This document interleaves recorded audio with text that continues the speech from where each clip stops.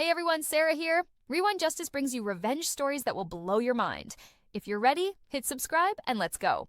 The will reading was scheduled for 10 o'clock on a Tuesday morning in March. Grandma May had been gone for 3 weeks. The funeral had been small. She'd wanted it that way, had written it into her instructions with the same precision she brought to every financial decision she'd ever made. No reception. No floral arrangements beyond the white chrysanthemums she'd specified. No speeches except from family, and only if family had something true to say. My sister Victoria had spoken for 11 minutes. Now we were in the offices of Greenfield and Associates on the 14th floor of a building in downtown Phoenix, and the trust administrator, a composed man named Robert Ashford, was arranging documents at the head of a long conference table. The room had the particular silence of places where money changes hands. Careful, air-conditioned, neutral. There were 6 of us. Dad, who had flown in from Portland and was sitting at Victoria's right hand the way he always sat, close enough to signal alliance. Victoria's husband, Garrett, who wore the expression of a man expecting to receive something. My Aunt Linda, Grandma May's younger sister, who had driven from Tucson and was the only other person in the room who had known Grandma May longer than I had. My colleague and close friend Marcus Webb, who was there at my request in his capacity as a licensed real estate attorney. And me, Jenna Chin, the younger daughter. The one who had moved to Scottsdale 12 years ago to be closer to Grandma May and had spent the intervening decade being described by my family as the one who didn't quite find her path. Robert Ashford opened the folder in front of him. Before we begin, I want to confirm that everyone present has been properly notified of today's proceedings. This is the formal reading of the last will and testament of Margaret May Chin, dated. Victoria leaned forward. Could we move through the formalities quickly? We've all traveled. We understand the context. Robert looked at her without expression. I'll proceed at the pace the documents require, Ms. Chin. Victoria sat back. She smoothed her blazer. She was 42 years old and had been the family's designated success story since she made senior vice president at her financial services firm at 36, a fact that had been mentioned at every family gathering in the 6 years since. She was polished in the way that certain people are polished. Completely, always, as if the surface had been lacquered and there was nothing underneath it that could be reached. She turned and looked at me. A quick assessment, up and down. I was wearing a gray blouse and had my hair pulled back. I had a manila envelope on the table in front of me that I had not opened. Victoria looked at the envelope. Then at me. Something flickered across her face. Not concern exactly. Calculation. Robert Ashford cleared his throat and began to read. The will was 8 pages.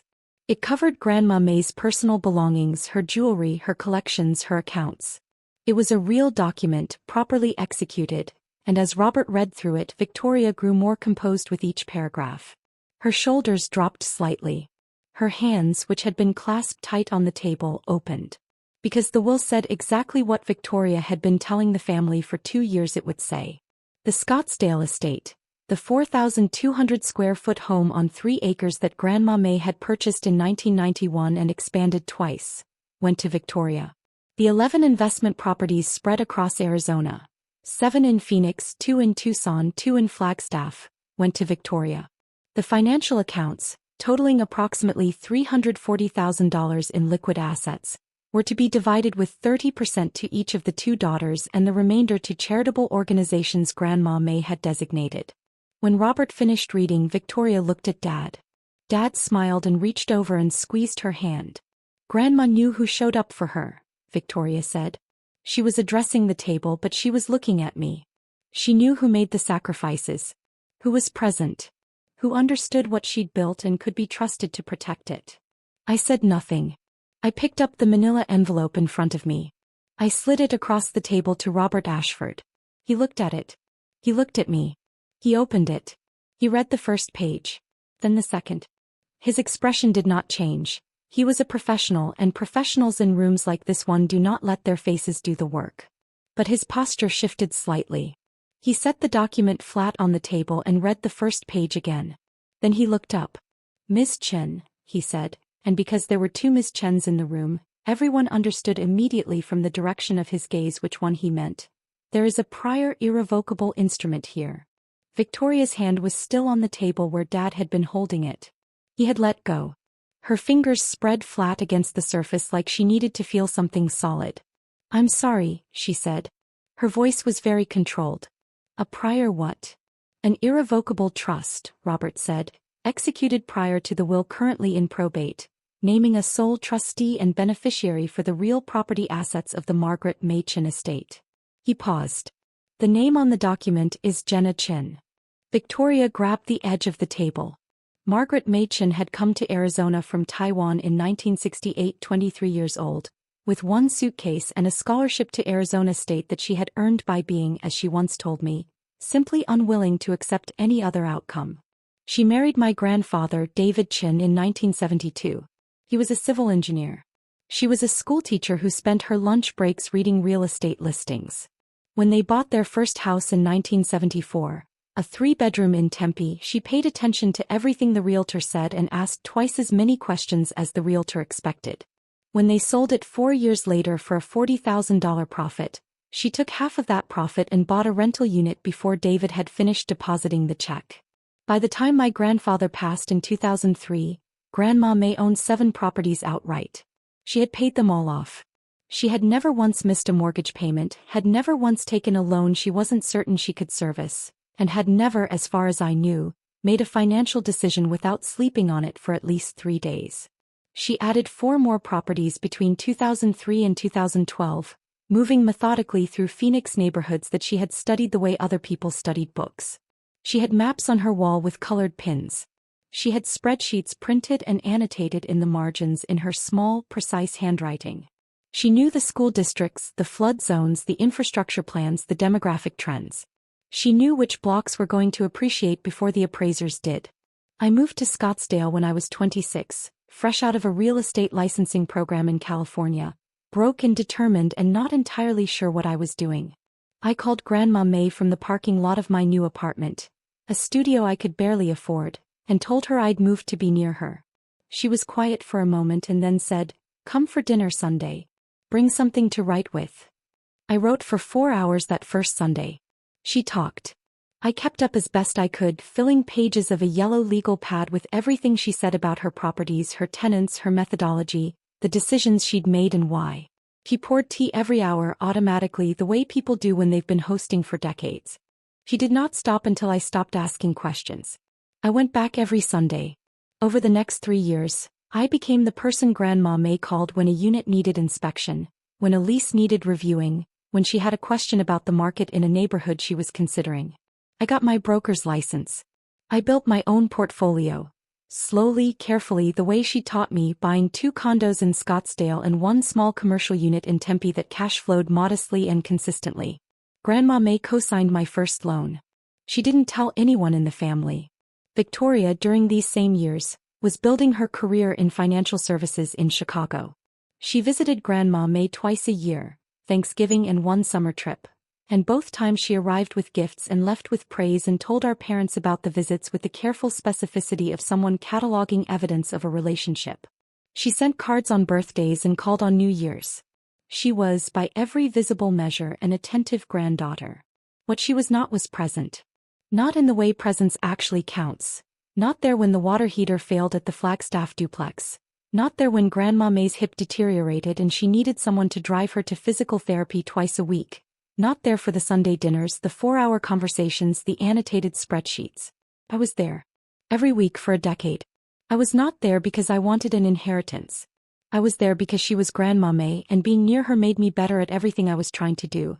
And because somewhere in those Sunday dinners a kind of love had grown that was specific and serious and completely outside the normal family accounting of who owed what to whom. In 2021, she called me on a Wednesday evening and said, "I want to talk to you about what happens after." The document I slid across the table to Robert Ashford was executed on September 14, 2021, in the offices of Eleanor Voss, Estate Attorney, Scottsdale, Arizona. It was an irrevocable trust instrument, meaning once signed, it could not be revoked, modified, or overridden by a subsequent will. This is a specific and deliberate legal choice. Grandma May had chosen it with full knowledge of what it meant, after 3 separate consultations with Eleanor over the course of 8 months. The trust encompassed all 11 investment properties and the Scottsdale estate, the entirety of the real property portfolio. Combined assessed value at the time of execution, $4.7 million. Current market value at the time of the will reading, $5.1 million. I was named sole trustee and sole beneficiary. Eleanor Voss had documented Grandma May's reasoning in a 4-page letter of intent attached to the trust. I had read it many times. The relevant passage. I have 2 daughters whom I love. I am not writing this to diminish one in favor of the other. I am writing this because I have spent 50 years making careful decisions, and this is one of them. Jenna has shown me through action and consistency over many years that she understands not just the value of property but the responsibility of it. She understands that tenants are people. She understands that assets require stewardship, not just ownership. I want what I've built to go to someone who will steward it. There was also this. Victoria is talented and I am proud of her. But in the past 3 years she has asked me 4 times about the will. Jenna has never once asked. That tells me everything I need to know.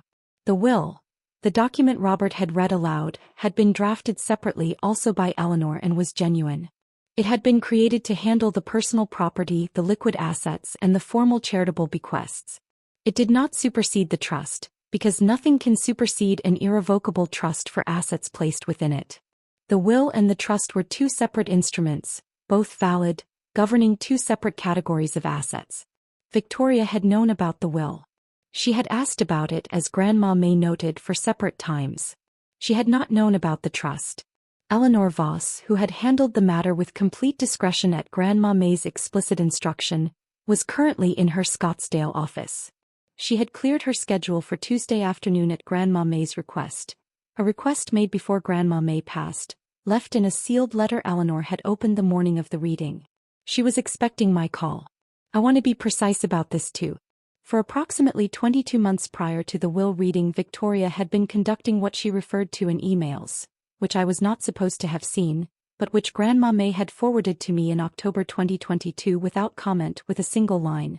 I thought you should know, as estate transition planning.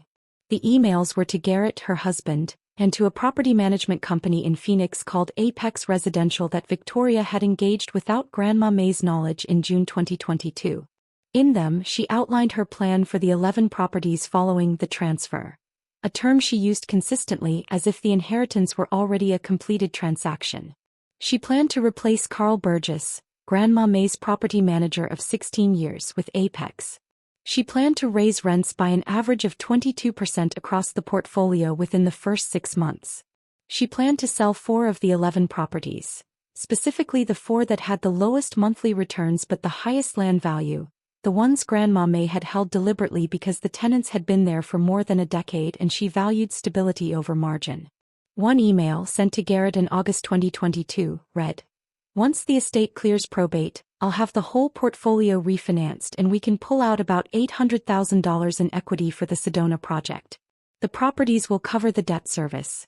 I had read these emails sitting at Grandma May's kitchen table while she poured tea. She had not said anything when I finished. She had just refilled my cup. 3 weeks later she called Eleanor Voss. Victoria's composure lasted approximately 30 seconds after Robert Ashford's announcement. "That document is not valid," she said. "Whatever that is, it was executed without our family's knowledge. Our grandmother was 81 years old. She was on medication. Someone manipulated her. The trust was executed in September 2021, I said. Grandma was in excellent cognitive health. Her physician Dr. Patricia Sue documented her capacity at the time of signing. That documentation is in the trust file." Robert had opened a second folder. He had clearly been prepared for this moment. "I have Eleanor Voss on standby," he said. Ms. Voss was the drafting attorney. "She's available by phone to address any procedural questions." "I want a copy of that document," Victoria said. Her voice had gone flat. Professional. She was shifting into the mode she used at work, the one where emotion got packaged away and replaced by strategic thinking. I had watched her do it at family dinners. I had watched her do it at our grandfather's funeral. He was doing it now. "Copies will be provided to all parties," Robert said. "The instrument is also a matter of public record, filed with Maricopa County. Recording number 2021-088-4471. Garrett picked up his phone and started searching. This will not hold up, Victoria said. He turned to my father. Dad, this is not legitimate. Grandma wouldn't do this without telling us. Dad was looking at the document Robert had slid toward the center of the table. He was reading it with the slow, careful attention of a man who understood that something had gone wrong, but wasn't sure yet where or how. He had not spoken since Robert's announcement. Dad, Victoria said again sharper. Vicky, he said quietly. Let me read it. Marcus Webb, who had been silent in the chair beside me, spoke for the first time. If it would help clarify the legal standing, he said, I can walk through the relevant Arizona statute on irrevocable trust instruments and their relationship to subsequently executed wills. The short version. A valid irrevocable trust for specific assets supersedes any later will provision for those same assets. There is no exception. Victoria turned and looked at Marcus like she was seeing him for the first time. Who are you? Marcus Webb. I'm a licensed real estate attorney. I'm here as Jenna's counsel. A silence. Victoria looked at me. Something had shifted in her expression. Not the calculation anymore. Something rawer underneath it. Something that looked, if I was reading it right, like the specific disorientation of a person whose plan has been dismantled in public. You knew, she said. Not accusing. Just realizing. I've known since 2021, I said. Grandma asked me to keep it private while she was alive. I honored that. She didn't tell me. No, I said.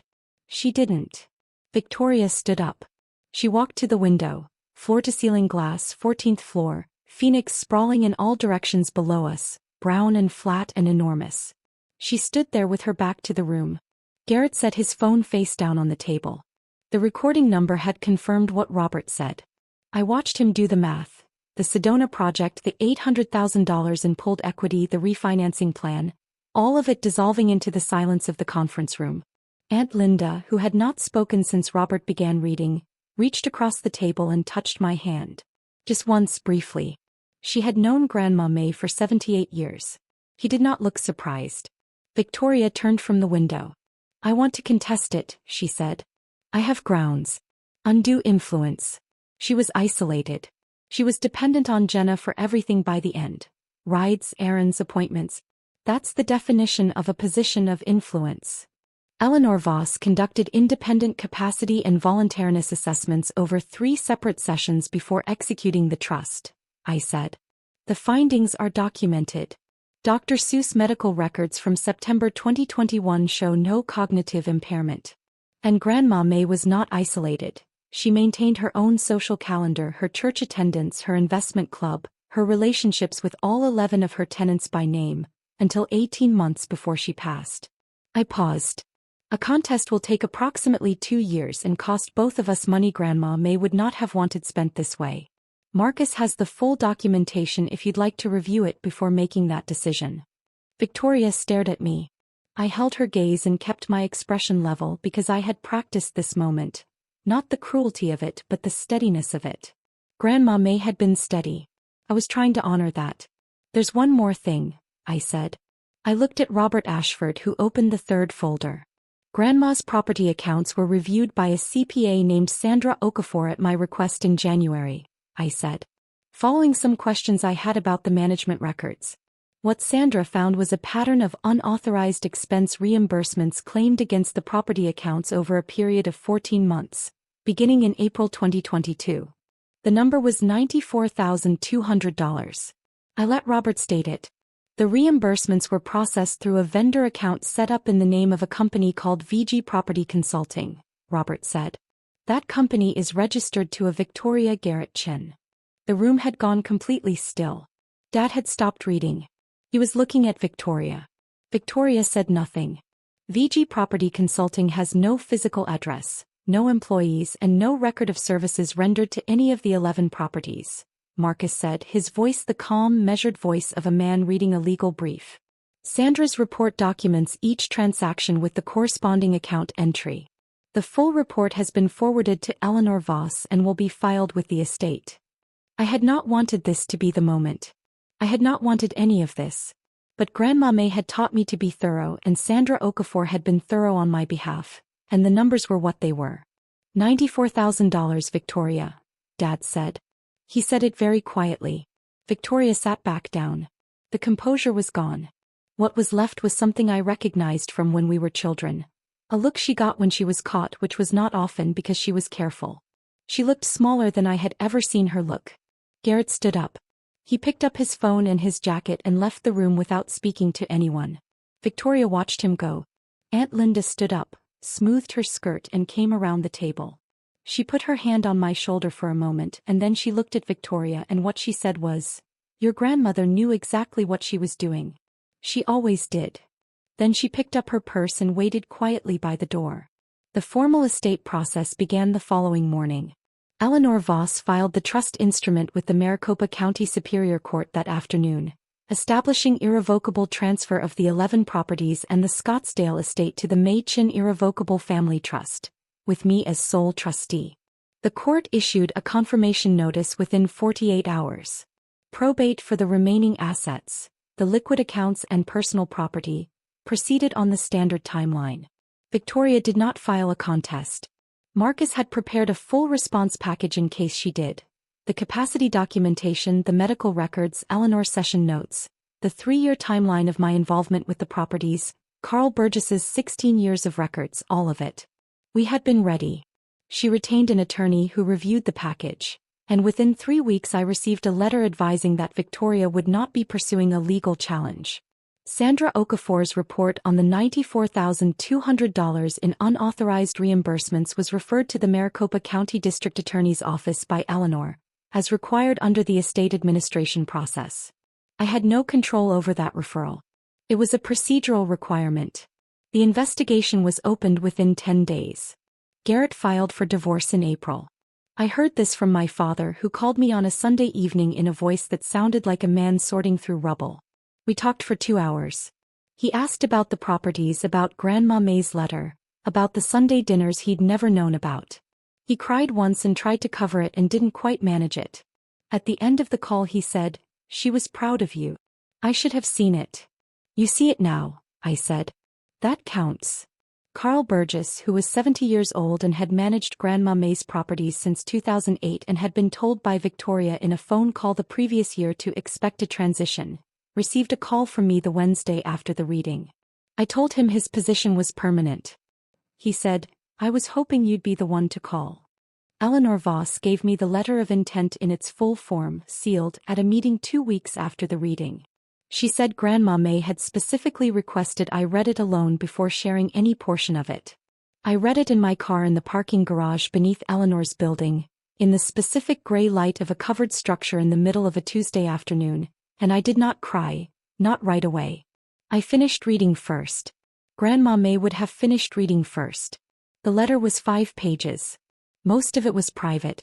There were passages about my grandfather, about the years of building, about the tenants she named individually and the hope she had for how they'd be treated. There was a section about her immigration, about what it meant to build something permanent in a country that was not yet sure it wanted you, about the specific satisfaction of owning land. And there was this paragraph near the end. Jenna never asked me for anything except my time and my knowledge. She gave me hers in return. For 12 years she came to Sunday dinner and she learned and she built and she showed me without ever saying so, that she understood what I understood. That property is not wealth. Property is responsibility. Anyone who thinks it is wealth will lose it. Anyone who understands it as responsibility will grow it. I know which one I am leaving this to. Below that, in her small, precise handwriting, a single line added at the bottom of the last page, the ink slightly different, written separately. Take care of the tenants. The rest will take care of itself. It is March again. The 11 properties are fully occupied. I brought in 2 new tenants last fall, a family at the Flagstaff duplex and a retired couple at one of the Tucson units, and both went through the same screening process Grandma May taught me 20 years into her career. Income verification, rental history, a phone call, a gut check. Both have paid on time every month. The Scottsdale estate I kept. I was not sure I would, initially. It is a large house for one person and large houses require maintenance that I am still learning. But I sit at her kitchen table every Sunday morning with coffee and the week's paperwork, and the habit of it feels right. The table is the same one where she taught me. I have not moved it. The total portfolio, the 11 properties, the estate and my own holdings, is valued at $6.8 million. I am 38 years old. I manage it the way she managed it. Patiently, methodically, with a filing cabinet that has one folder per property and margins annotated in my handwriting. My father visits occasionally. He is learning slowly to ask better questions about things he did not previously understand, and I think that is a form of growth that should be honored rather than measured against the time it took. He's trying. That is enough. Victoria and I have not spoken since March of last year. The investigation is ongoing. I do not track its progress. I do not wish her harm. I do not wish her anything particularly. What I wish is that she had wanted to learn instead of wanting to own, because the distinction mattered to Grandma May and now it matters to me, and it would have changed everything. I have not moved Grandma May's filing cabinet. It sits in the second bedroom of the Scottsdale house, which I use as an office. There are 11 folders in it, each labeled in her handwriting. I have not relabeled them. I do not intend to. Beside the filing cabinet, in a frame I bought at a shop in downtown Scottsdale, is one line on a white card in her precise, small script.